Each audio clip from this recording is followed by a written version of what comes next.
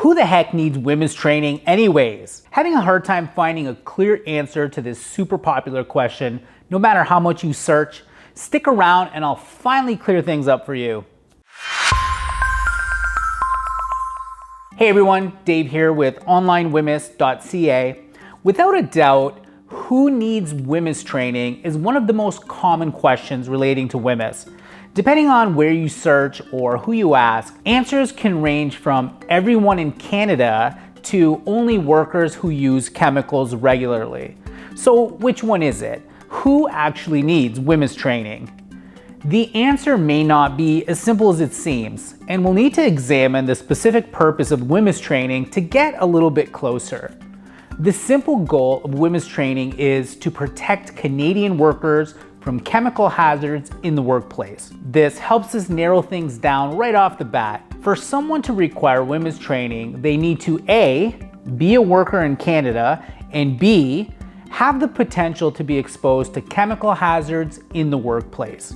It's easy to determine whether or not someone is a worker in Canada. However, determining whether or not they may be exposed to chemical hazards can range from easy and obvious to not so certain.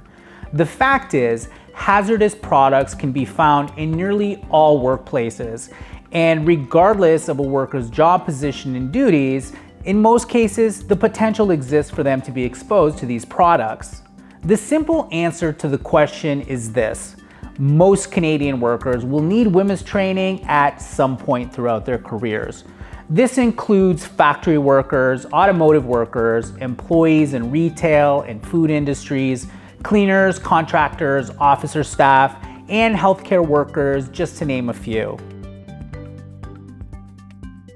So WHMIS training is intended for employees who work with or are in close proximity to one or more hazardous products.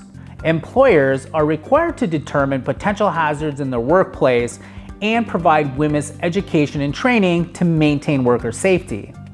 There are actually two types of WHMIS training: general training, which is commonly referred to as education or generic WHMIS training, and workplace-specific training. General WHMIS training includes information about the WHMIS legislation, the adverse effects of exposure to hazardous products, how to read labels and safety data sheets, as well as other relevant general information about WHMIS.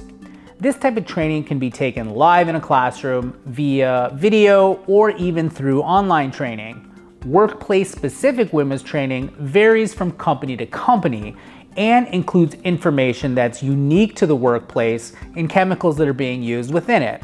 This includes specific safety precautions, emergency procedures, required PPE, and specific policies and procedures. This training is taken in the workplace and usually directly on the work site. While nearly all Canadian workers require, at minimum, general WHMIS training, employers need to determine if workplace-specific WHMIS training is also required. If you're an employer and there's any chance that your workers might be exposed to hazardous products, you'll need to provide them with WHMIS training. If you're a worker and you work with or around hazardous products and you haven't yet received WHMIS training, talk to your supervisor right away and let them know that you need the training ASAP.